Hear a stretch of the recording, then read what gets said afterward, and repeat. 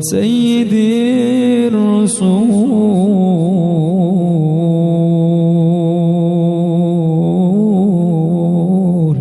مقبول الدعاء عند مولاه.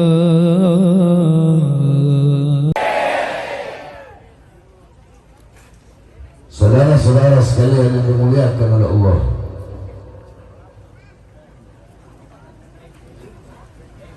qala Rasul sallallahu alaihi wasallam, la'anatullah ala man amala qaum Lut 3 marrat, wa fi riwayah man amala qaum Lut la'anahu Allah 3 marrat. Kata Rasulullah, siapa orang yang melaksanakan, yang melakukan perbuatan kaum Nabi Lut, perbuatan umat Nabi Lut, yaitu Sodom, homo, lesbi, kata Rasulullah, Allah laknat dia dengan 3 kali laknat. Itu hadis yang pertama. Hadis yang kedua, kata Rasulullah, man wajadtumuhu ya'malu amala qaum Lut faqtulu al-fa'ila wal maf'ula bih. Wahai umatku sekalian, apabila kalian bertemu, apabila kalian berjumpa, apabila kalian mengetahui ada orang yang sedang berbuat amalan kaum Nabi Lut, ada orang yang lagi homo, ada orang yang lagi lesbi, faktulu, maka bunuhlah mereka. Nabi suruh apa? Kurang keras. Nabi suruh apa? Nabi suruh apa? Tegas gak Nabi Muhammad? Tegas gak? Tegas gak? Nabi Muhammad main-main gak dalam perkara LGBT? Main-main gak? Sampai disuruh bunuh fa'il sama maf'ul bihnya. Fa'il itu yang memasuki, maf'ul bih yang dimasuki. Fa'il yang menadomi, maf'ul bih yang disodomi. Atau bahasanya liwat, bahasa syariatnya liwat. Kalau lesbi, bahasa syariatnya sihak. Coba kau lihat akhir zaman, fitnah di mana-mana, kerusakan di mana-mana, pelacuran di mana-mana, narkoba di mana-mana, zina di mana-mana, homo terang-terangan, lesbi terang-terangan. Mau jadi apa kita punya putra putri, saudara?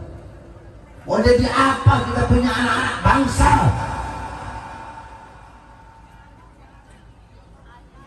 Besok tanggal 15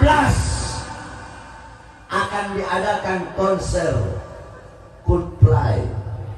Sengaja saya bahas tentang LGBT. Tanggal 15 besok akan diadakan acara Coldplay, konser Coldplay, yang dimana Coldplay itu adalah semuanya homo. Dari barat sana, pemain band dari barat homo. Dan mereka yang suka mensponsori tentang homo, mereka suka menebarkan tentang LGBT, mereka suka mensponsori tentang LGBT. Nah, mereka tanggal 15 besok mau konser di Indonesia. Yang hadir anak-anak kita, putra-putri kita, abnaul muslimin, putra-putri Islam yang paling banyak hadir. Nah, jikalau para pemerintah, pejabat, dan aparat mengizinkan adanya acara tersebut, mengizinkan terlaksananya acara tersebut, berarti pejabat, aparat, pemerintah, bahkan sampai presiden, berarti mereka ridho, mereka pengen anak-anak bangsa, putra-putra bangsa menjadi menjadi anak-anak bangsa yang rusak, sedangkan anak-anak bangsa adalah generasi ke depan. Itu maksudnya. Betul. Kalau anak-anaknya merusak, anak-anaknya homo, saya tanya ibu-ibu yang hadir di sini semua, ibu-ibu jawab yang keras. Ibu-ibu mau anaknya tidak homo? Kurang keras, mau jadi homo? Lesbi mau? Lesbi? Nggak mau? Jadi biseksual mau? Tahu biseksual? Biseksual itu bisa main sama laki, bisa main sama perempuan. Mau? Mau jadi transgender? Hah? Laki jadi perempuan, perempuan jadi laki. Mau? Mau? Nah itulah yang namanya LGBT. Paham? Itu namanya LGBT.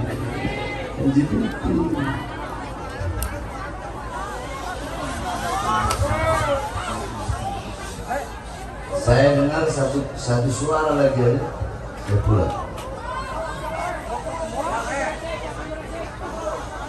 Udah apa? Berdiri aja, saya sebentar lagi selesai. Sebentar lagi saya selesai. Berdiri aja nggak apa. Nah, saudara-saudara, pada tanggal 12 besok, acaranya tanggal 15. Pada tanggal 12, ormas-ormas Islam, masjid-masjid, musola-musola, tokoh-tokoh Islam mengadakan demo besar-besaran untuk menolak acara konser Coldplay yang diadakan di Gelora Bung Karno atau Senayan. Ya. Maka saya serukan, saya ajak kepada seluruh masyarakat Purwakarta untuk datang di Jakarta, hadir di sana, turut andil sebagai ketidakrelaan dan ketidakridhaan kalian dengan adanya LGBT di Indonesia. Saya tanya, semua masyarakat Purwakarta siap hadir? Siap hadir? Tanggal 12 siap hadir? Siap hadir? Siap kita sampaikan kepada para pejabat aparat yang terkait dengan acara tersebut bahwasanya umat Islam tidak ridho, umat Islam tidak setuju, ormas-ormas Islam, majelis-majelis taklim, para ulama, para ustadz, para kiai, para habaib tidak setuju dengan diadakan acara tersebut karena bisa merusak putra putri bangsa, bisa merusak generasi bangsa, bisa merusak putra putri Islam. Nah terus gimana deh?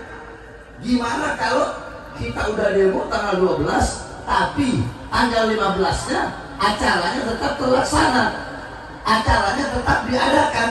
Maka saya sampaikan, hei Presiden, hei Kapolri, hei Panglima TNI, hei pejabat, hei aparat, jikalau tanggal 15 acara konser Coldplay tetap diadakan, maka demi Allah saya Pak Habib Smith yang akan pimpin perang nasional.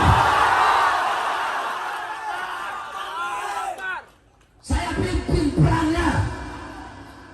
Saya nggak peduli berapa orang di belakang saya, jumlah mereka mau 1.000, mau 10.000, mau 100.000, mau 1 juta, satu langkah pun saya tidak akan mundur untuk membela agama saya. Kalau mereka saja berani mati untuk maksiat, berani mati untuk lesbi, untuk gay, untuk transgender, mereka berani mati untuk LGBT, mereka berani mati untuk homonya. Terus kenapa kita kok nggak mau cari mati untuk membela agama Allah, menyenangkan perasaan Rasulullah SAW, menjaga syariat Islam, menjaga putra putri generasi bangsa dari perbuatan-perbuatan laknat seperti itu? Makanya yang mau ikut silahkan. Andaikan tanggal 15 tetap dilakukan, saya ini kalau ngomong nggak pernah saya ingkar. Karena apa? Mulut sama nyali saya lebih besar nyali daripada mulut. Ada orang cuma mulut doang. Oh saya enggak. Saya enggak lihat badan saya kecil, muka kayak Hello Kitty. Nyari udah jadi. Ayo, Bang. Yang mau ikut, ayo silakan ikut. Orang kita serang, kita ratakan. Kenapa? Karena kami pemuda-pemudi Islam Indonesia bersumpah demi Allah, tidak ada sejengkal tanah pun di Indonesia yang bisa ditempati bagi LGBT. Biadab. Allah ciptakan semua ini berpasang-pasang. Ada Adam, ada Hawa, ada laki-laki, ada siang, ada matahari, ada garam, ada gula, ada kanan, ada hitam, ada atas, ada ganteng, ada pasang-pasangan. Saya sering jalan-jalan, kadang bisa lihat ini perempuan cakep dan cowoknya jelek amat. Apa main pelet. Kita kebalikan. Ini cowok ganteng, cowoknya jelek amat. Subhanallah. Jadi Allah ciptakan berpasang-pasang. Nah Adam, Nabi Allah Adam, itu Allah ciptakan pasangannya siapa? Siapa? Nabi Adam Allah ciptakan untuk Hawa, bukan Adam untuk Asep. Betul? Makanya di kampung ini kalau ada yang homo, kalau ada yang lesbi, usir. Jangan sampai hanya beberapa kelompok orang Allah turunkan azab dan balak di kampung saudara. Paham? Itu yang pertama yang saya sampaikan. Yang kedua, ini musim politik, betul? Betul. Ini tahun politik. Pejabat lagi butuh-butuhnya sama rakyat. Pejabat butuh sama umat. Capres, calon gubernur, anggota dewan, butuh sama rakyat, butuh sama masyarakat, butuh sama umat, butuh sama masjid, butuh sama musola, butuh majelis taklim, butuh tabligh akbar. Kalau lagi mau pencalonan doang, betul? Betul? Kamu lihat sebenarnya. Ntar lagi nih, Mak Banteng pakai jilbab. Mak Banteng pakai jilbab. Assalamualaikum. Istri-istri ketua partai, istri-istri orang partai, istri-istri capres mendadak dari syar'i semua. Betul? Karena apa? Karena ingin mengambil simpatinya umat Islam. Yang laki-laki juga begitu, pakai sarung, krempeng, pakai sarung, muka polos, masuk gorong-gorong, keluar gorong-gorong jadi presiden. Naik becak, turun becak jadi presiden. Kasihan rakyat ketipu sama muka polosnya. Benar? Ayo saya tanya ibu, muka polos, BBM naik nggak? Muka polos, minyak naik nggak? Muka polos, utang negara makin banyak nggak? Muka polos, pengangguran banyak nggak? Itu namanya muka polos otak iblis. Udah saya nggak peduli mau masuk penjara, bodo amat. Saya sudah muak, capek melihat kezaliman, ketidakadilan yang terjadi di negara Indonesia, ketidakadilan, kezaliman, kesenangan-menangan yang mereka lakukan kepada bangsa, kepada rakyat, kepada masyarakat. Mentang-mentang mereka punya pangkat, punya jabatan. Hei Presiden, hei Kapolri, hei Panglima TNI, hei para menteri, hei para pejabat, hei para aparat, jangan bangga dengan pangkat kalian, jangan bangga dengan jabatan kalian. Ingat, di atas kalian ada kami, bangsa dan rakyat Indonesia.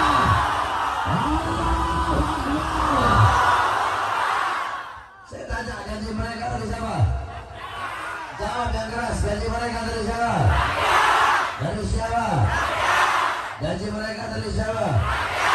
Rumah dinas mereka dari siapa? Mobil dinas mereka dari siapa?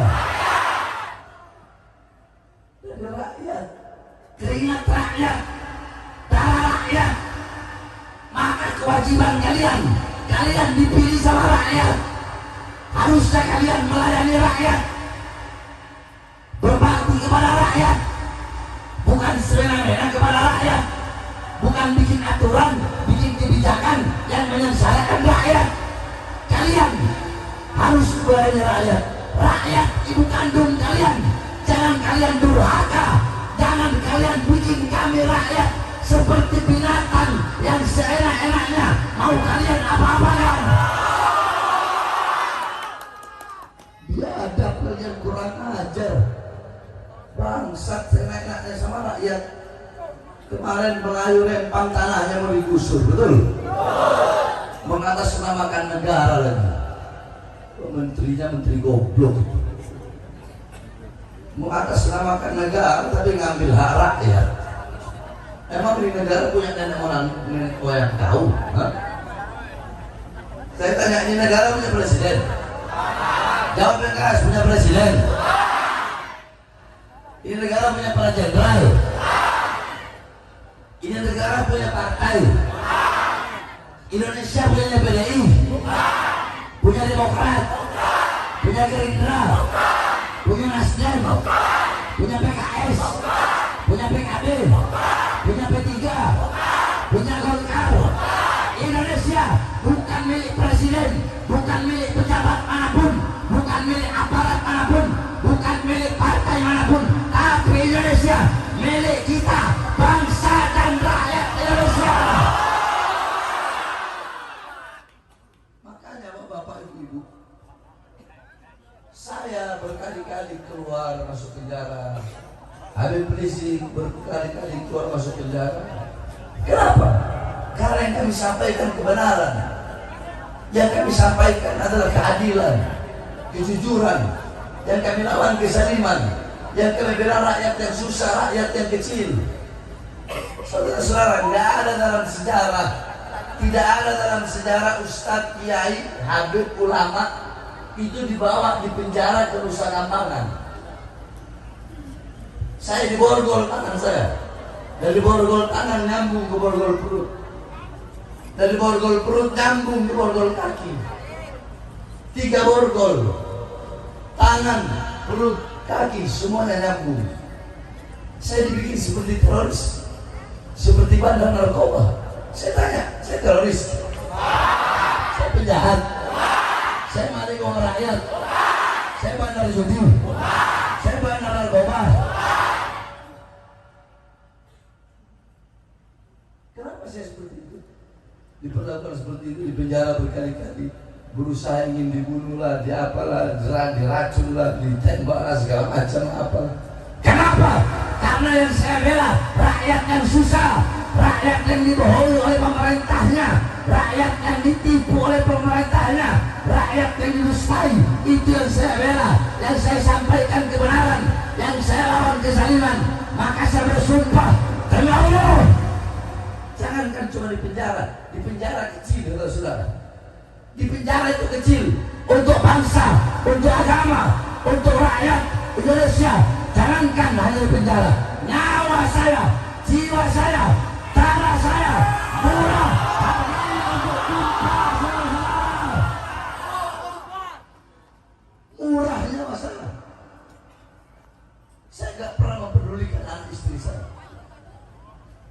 pernah mempedulikan anak istri saya. Waktu saya dengan anak istri itu jarang, waktu saya lebih banyak dengan umat. Kalian bayangkan satu malam saya ceramah 6 tempat. Itu paling sedikit 64. Itu udah paling sedikit. Nyampe pondok subuh, habis subuh ngajar. Bangun, ketemu istri cuma sebentar. Di situ terima tamu. Maghribnya ngajar, habis maghrib ngajar bisa keluar lagi ceramah. Begitu terus waktu saya. Habis untuk apa? Makanya saya nggak peduli. Di penjara bagi kami resiko paling kecil.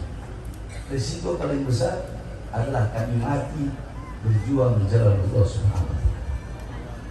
Bagi saya, Baharul Split, andaikan saya mati karena berjuang untuk bangsa, rakyat, untuk Indonesia, untuk agama, untuk Islam, bagi saya kematian itu adalah hari raya, saudara. Makanya saya tanya supaya hadir di sini, masyarakat Purwakarta, jawab, tahun 2024 mau ikut ulama atau tidak?